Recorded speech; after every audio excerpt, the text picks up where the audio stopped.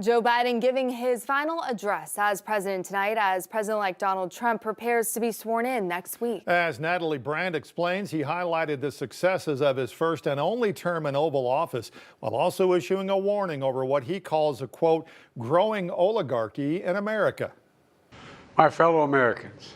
President Biden delivered his farewell address to the nation from the Oval Office Wednesday night, capping a more than half-century in American politics. I've always believed, and I've told other world leaders, America can be defined by one word: possibilities. He celebrated a long-awaited ceasefire hostage release deal between Israel and Hamas, The elements of which I laid out in great detail in May of this year.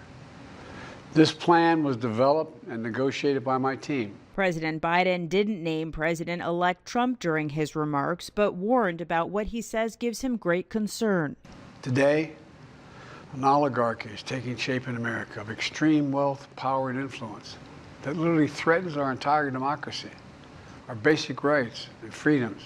The president, who is also a U.S. Senator for 36 years, touted major legislative wins during his single term in the White House, from a bipartisan infrastructure bill to the Inflation Reduction Act, considered the largest investment in clean energy. The rest of the world is trying to model it now.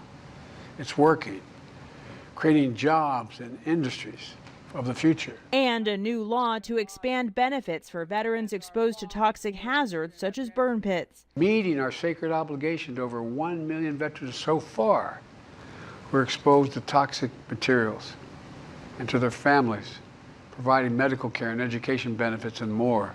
President Biden leaves office with a 39% approval rating according to Gallup. But he maintains the nation is on better terms with allies around the world and will long reap benefits from historic investments at home. Natalie Brand, CBS News, Washington. The president also sounded a warning about technology, saying social media is giving up on fact-checking. Biden said the truth is smothered by lies told for power and profit, and said it needs to be held accountable.